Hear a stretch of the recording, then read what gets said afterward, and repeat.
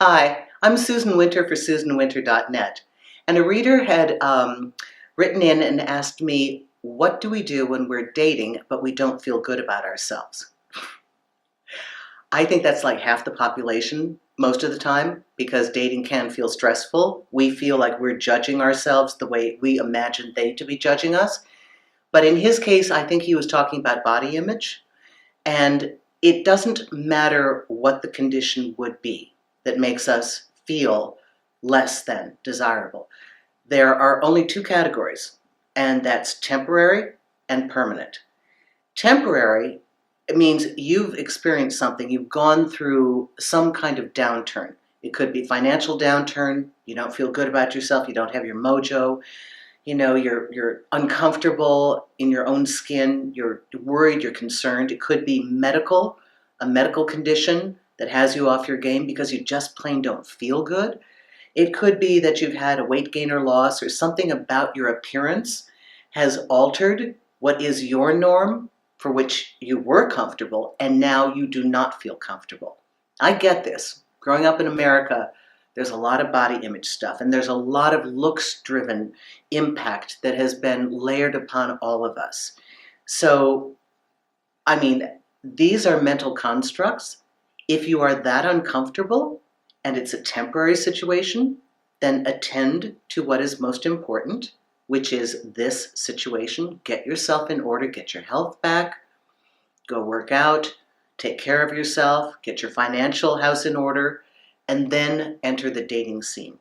But what about if we think it's permanent? What if somebody has a malady? What if somebody has a situation that they consider to be permanent? I've heard excuses for not having confidence in dating, like, I'm too old, or who would want a woman with 4 kids, or who would want somebody with my job and the travel that I do. Now, the kids, yeah, they're not going anywhere. That's a reality. Job, that's something you choose to do, and you probably like it, or you would quit. So, how do we handle things that we assess as being a limitation? It's not that it really is. It's just that we've heard that it is. I have a friend who he's a pilot. So at one point he was traveling some 20 days roughly out of every month.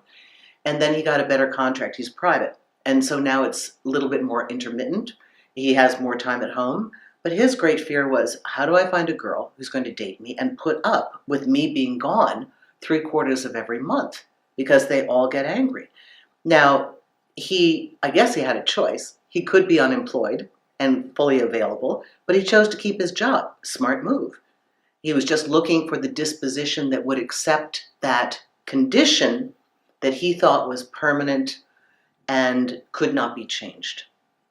So all I can tell you is that in all my years of dating, observation, and research, no matter what it is that we think we've got that knocks us off of the dating list as being acceptable, there is a lid for every pot.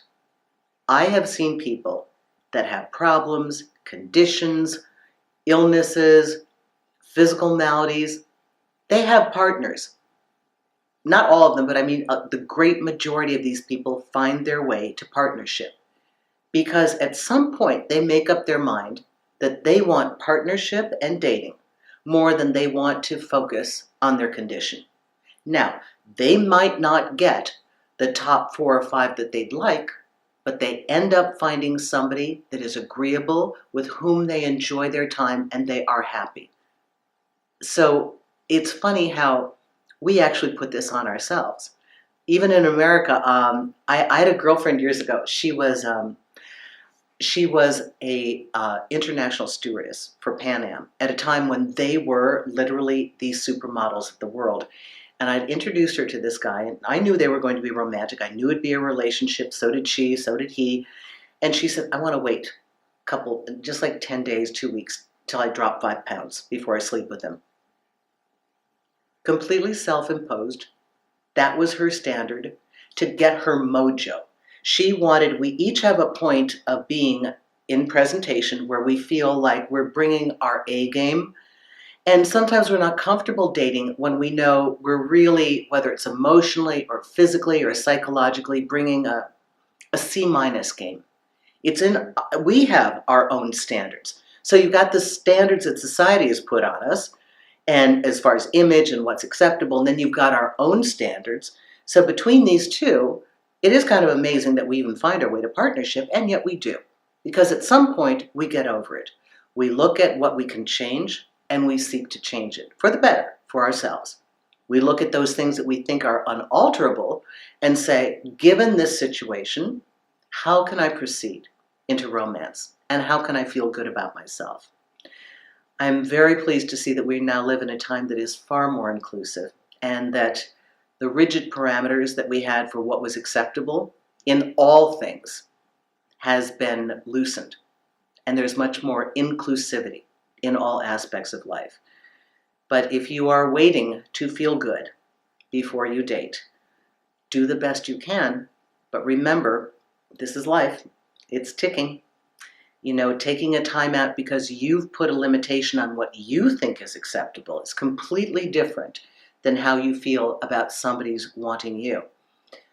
Quick side story, so I went to sing at the Minnesota Opera Company, and I got in a cab in downtown St. Paul to go to the theater, and the guy who picked me up recognized me.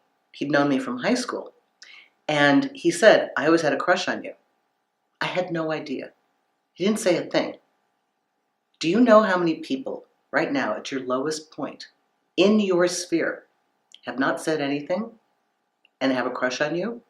Haven't you, at some point, from high school, even college, met people at a later date and they tell you that they were crazy about you? You never knew. So just as a reminder, at this very moment, somebody wants you. You don't even know who they are. The point is that you will find out if you're willing to open up and go in this path, be approachable, and allow yourself to date if that's what you want to do. Thanks a lot. Susan Winter for SusanWinter.net.